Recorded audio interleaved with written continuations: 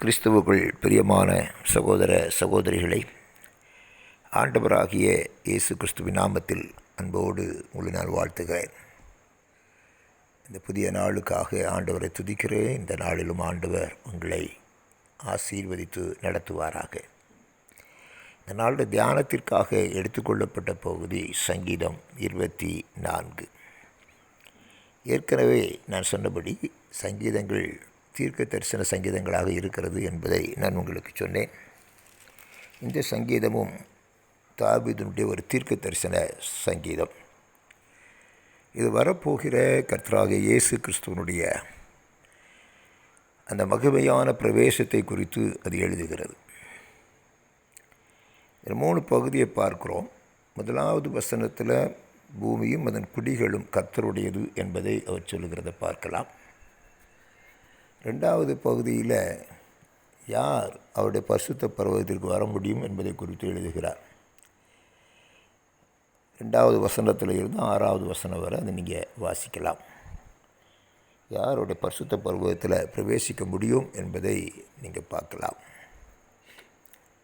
அதுக்கப்புறம் உள்ள பகுதியில் 7வது வசனத்தில் இருந்து 10வது வசனம் வரை நீங்கள் வாசிப்பீர்களேயானால் அவர் எப்படி உட்பிரவேசிக்கிறார், எப்படி மகிமையாக பிரவேசிக்கிறார், எப்படி அந்த மகிமையான ஸ்தானத்தை பெற்றுக்கொள்கிறார் என்பதை பற்றி சொல்லக்கூடிய ஒரு பகுதியை நம்ம பார்க்கிறோம்.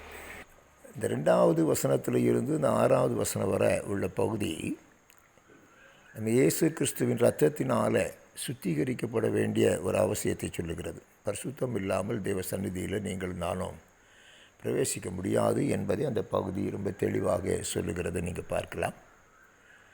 நம்மளே நாம் பரிசுத்தம் உள்ளவர்கள் அல்ல, நாம் நீதிமான்களும் அல்ல. இயேசு கிறிஸ்துவின் கிருபையினால் நீதிமான்கள் ஆக்கப்படுகிறவர்கள். அவர் ரத்தம் சகல பாவங்களை நீக்கி நம்மை சுத்திகரிக்கும். நம்முடைய பாவங்களுக்காக சிலுவையில் மரித்த இயேசு கிறிஸ்து நம்முடைய பாவங்களை தன்மையில் ஏற்றுக்கொண்டு கல்வாரி சிலுவையில் நமக்கு ஒரு விடுதலையை வாங்கி கொடுத்தார். ரத்தம் இன்றைக்கும் நம்மை சுத்திகரிக்கிறதாக இருக்கிறது. அவருடைய கிருபையினால் விசுவாசத்தை கொண்டு நாம் ரட்சிக்கப்படுகிறோம் என்பதை பார்க்கிறோம். 2 காரியத்தை சொல்லுது. ஒன்று, தாவீது ஒரு எழுப்பின தேவனுடைய கூடாரம், அல்லது சாலமோன் கட்டின தேவனுடைய ஆலயம். இந்த 2க்குள்ளேயும் அந்த உடன்படிக்கை பெட்டி உள்ளே கொண்டு வந்ததை அவர் சொல்லுகிறார்.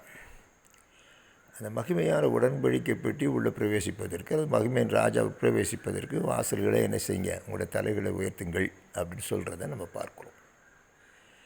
எப்போ அந்த உடன்படிக்கை பெட்டி உள்ளே போனதோ அப்போது அந்த ஆலயத்தை தேவனுடைய மகிமை நிரப்பினது. அதை போலவே ஆண்டவராகிய இயேசு கிறிஸ்து மரித்து உயிர்த்தெழுந்து பிதாவின் வலது பார்சத்தில் மகிமையாக வீற்றிருக்கிறார். இதை கண்டு தேவதூதர்கள் சந்தோஷப்பட்டாங்க. பெரிய ஆரவாரம், ஒரு மகிழ்ச்சி உண்டானது என்பதை நம்ம பார்க்குறோம். வெற்றி சிறந்தவராக, எல்லாவற்றையும் ஜெயித்தவராக, பராக்கிரம் உள்ளவராக, மகிமையானவராக அவர் பிரவேசிக்கிறதை நம்ம பார்க்குறோம். ஒரு மகிமையான ஒரு பிரவேசம். அதே இதில் இன்னொரு காரியத்தை சொல்கிறது நீங்கள் பார்க்கலாம். நீங்களே அந்த தேவனுடைய ஆலயம். நீங்கள் வாசித்தீங்கன்னா 1 கொரிந்தியர் 3:16-17 நீங்களே அந்த தேவனுடைய ஆலயம் என்று சொல்லப்பட்டிருக்கிறதை நீங்கள் பார்க்கலாம். இந்த ஆலயத்தில் அவர் மகிமையாக பிரவேசிக்க விரும்புகிறார். ஆவியாயும் ஜீவனாயும் உள்ள வார்த்தையினால் பரிசுத்த ஆவியானவர் நமக்குள்ளே வாசம் பண்ணுகிற அந்த அனுபவத்தை குறித்து அது பேசுகிறது. அவர் மகிமையாக பிரவேசிக்க விரும்புகிறார். அவர் வல்லமையும் பராக்கிரமும் உள்ளவர். பலத்தினால் அல்ல, பராக்கிரமத்தினாலும் அல்ல, தேவனுடைய ஆவியினால் ஆகும். அந்த ஆவியானவரை நமக்காக யுத்தம் பண்ணுகிறவர், அந்த ஆவியானவரை நமக்கு ஜெயத்தை வாங்கி கொடுக்கிறவர், ஜெயத்தை கொடுக்கிறவர் என்று சொல்லி பார்க்கும். அன்பானவர்களே, இன்றைக்கி நீங்களும் நானும் ஆண்டவருக்கு சொந்தம் என்பதை இந்த நாளில் நம்ம நினைவு கூறுவோம். அதை அறிக்கை பண்ணுவோம். ஆண்டவரே, நாங்கள் நமக்கு சொந்தமானவர்கள். ஒருவேளை நம்முடைய சமூகத்தில் வர முடியாதபடி இருந்த எங்களுடைய அக்கிரமங்கள் மீறல்களை கல்வாரி சிலுவையில் நீர் எங்களுக்கு மன்னித்து எங்களை பரிசுத்தப்படுத்தினீர். ஸ்தோத்திரம். உங்களுடைய வார்த்தையினாலும் இரத்தத்தினாலும் எங்களை கழுவி சுத்திகரித்தீர். உங்கள் பிள்ளைகளாக வாழக்கூடிய ஸ்லாக்கியத்தை தந்திருக்கிறீர். உமக்கு ஸ்தோத்திரம் என்று சொல்லுவோம். அது மாத்திரமல்ல, ஒருவேளை இன்னும் அந்த தேவனுடைய மகிமையான அந்த பிரவேசத்தை நீங்கள் காண முடியாமல் இருப்பீர்களேயானால் இன்றைக்கி உங்களுடைய இருதய கதவை திறந்து கொடுங்க. அவர் சொல்கிறார், வாசல்களே உங்களுக்கு தலைகளை உயர்த்துங்கள் என்று எழுதுகிறார்.